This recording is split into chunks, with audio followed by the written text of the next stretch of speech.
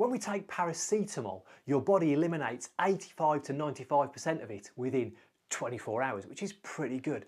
And the main site that your body processes paracetamol is your liver, which is the organ found just underneath your ribs on the right hand side. Okay, now your liver breaks down paracetamol into kind of byproducts, and these byproducts have to be stuck to another molecule for it to be eliminated in our kidneys, into our bladder and out in our wee. So essentially we break up paracetamol into bits, stick them to other molecules, they go down to your kidneys, we put them in our bladder, in our wee, and then we wee them out. That's the main kind of route that this happens.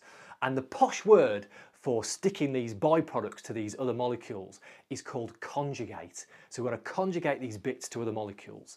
And the main molecule that kind of takes these byproducts or some of these byproducts to your kidney is called glutathione. And I don't get too worried about kind of the scientific language here. Think of these as taxis.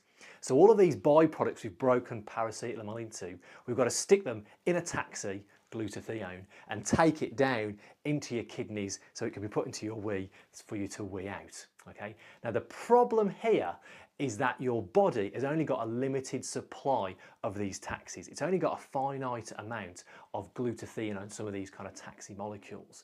And now this becomes a problem when we take too much paracetamol if we don't read the dosage properly. Okay. And what can happen is we get a buildup of these byproducts because there's not enough taxis to get rid of them.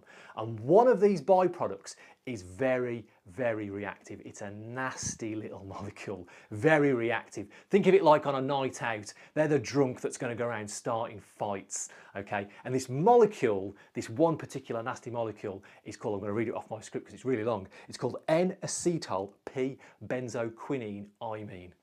Did you get that? We're going to shorten that down to napk.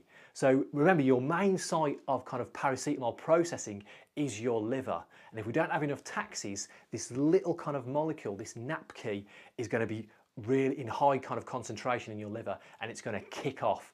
It's going to react with lots of fatty acids which make up cell walls. So it starts beating up the cell walls of your liver cells. It's going to start sticking to components, cellular materials, stopping them from working, and it's going to cause all kinds of chaos for your liver function. Not good at all. And that's why we have a dosage. What is the correct dosage for your body to deal with correctly with these little taxis so that we don't get this kind of situation with napk kicking off, okay? Now the good news is if that situation happens, if we can get to the patient in time, we have a medicine that we can give called N-acetyl cysteine. I had to look at my notes then. N-acetyl cysteine, and your body can process this and turn it into more